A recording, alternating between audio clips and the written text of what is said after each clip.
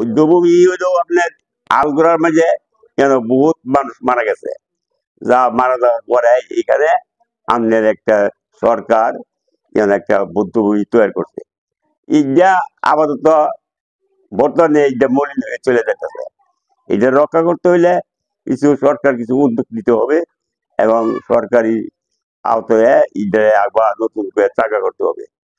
এই জন্য আমরা মুক্তিযোদ্ধারা কিছু ভূমিকা রাখি সবসময়। 16 ডিসেম্বর, 26 মার্চ সবসময় আমরা থাকি, এটা নিয়ে ইয়া করি, উদ্বোধনও করি। এই সামনে 16 ডিসেম্বর আছে, ওই ডিসেম্বরে আমরা সবাই মুক্তিযোদ্ধারা গিয়া ইটারে ফুলের তোড়া দিয়া উদ্বোধন করে তুই আসি। বৌদ্ধভূমি যাইতে যে রাস্তাটা আছে এই রাস্তাটারে আপনি পাক্কা করতে হবে। এটা একবার উদ্যোগ নিয়েছিল পাক্কা করার জন্য, এখনো হয় কি না জানি না, আমি দিছি না দিয়ে এইটা পাক্কা করে দিতে হইব। এবং ওইখানে বৌদ্ধভূমিটারে চতুর্দিকটা একটা ইয়া দিয়েছে সুন্দর করিয়া, এটা আবার নতুন করিয়া রং সং দিয়া ইয়া করিয়া আবার সুন্দর করে করতে হবে।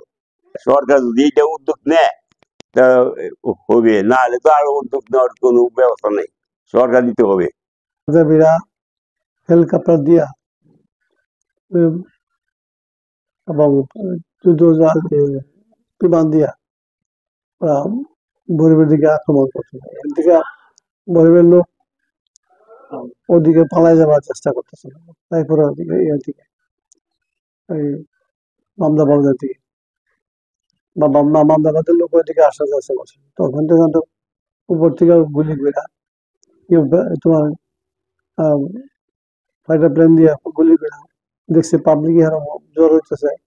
এর মধ্যে একজন মুক্তিযোদ্ধা না, সে পরে মুক্তিযোদ্ধা হয়েছে, তার কাছে একটা গুলি বন্ধ করছিল, হেলিকপ্টারে গুলি করছে রুস্তম করে, আমাদের মামাদের রুস্তম। কেমন এই গুলিটা করার পরে বা মুক্তিযুদ্ধ বড় সব মুক্তি বাহিনী অথবা ইন্ডিয়ান হিন্দু হিন্দু লোকজন এদেরকে গুলি করে কেমন এলো পাথারি গুলি করে বেড়ে গেছে, অনেক অনেক মারা গেছে। ভাই আমার জানা মতে যেটুকু আমি জানি প্রায় 400-500 লোক মারা গেছে। তারপরে তো স্বাধীনতার পরে এটা এই জায়গাটা বৌদ্ধভূমি হিসাবে আখ্যায়িত করা হয়েছে।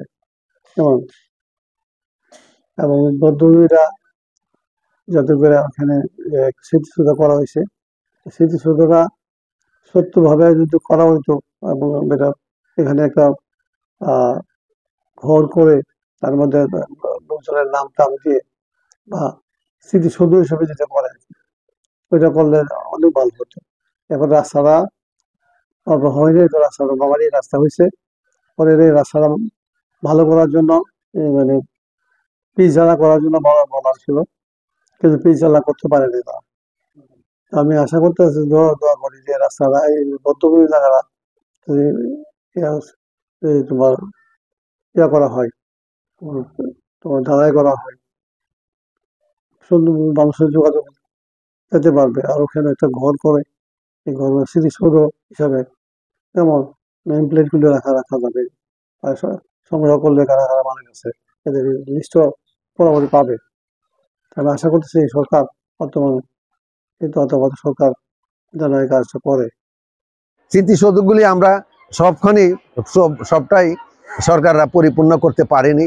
যেমন ধরেন আমাদের এখানে পানাউল্লার চর, আমরা যখন স্মৃতি ইয়াতে যাই, বৌদ্ধভূমিতে দেখতে যাই, তখনও দেখা যায় যে সব কিছুরই উন্নয়ন হয়েছে মোটামুটি, কিন্তু ওই বৌদ্ধভূমিতে যাওয়ার সময় সম্ভবতে যে রাস্তাটা বৌদ্ধভূমিতে গিয়েছে সেই রাস্তাটা এখনো পরিপূর্ণভাবে সুন্দর হয় না, দুইটা গাড়ি যাওয়ার কোনো সম্ভাবনা নাই, পথে দিয়ে ভাঙ্গা। যখনই তারা এই সময় আসে তখনই মনে হয় যে এগুলি সুন্দর করে করা উচিত, কিন্তু পরবর্তী সময় আর এগুলি কেউ মনে রাখে না। তাই আমরা মনে করি যে এইসবগুলির প্রতি আপনারা আরও ভূমিকা পালন করবেন এবং যারা এই দেশের প্রশাসনে আছেন তাদেরকে আমি অনুরোধ করব আমাদের এইসব স্মৃতিকে সুন্দরভাবে রক্ষণাবেক্ষণের জন্য আপনারা ব্যবস্থা করবেন, তাইলেই আমাদের ভবিষ্যতে এইসব স্মৃতিগুলি আমাদের সঠিকভাবে থাকবে।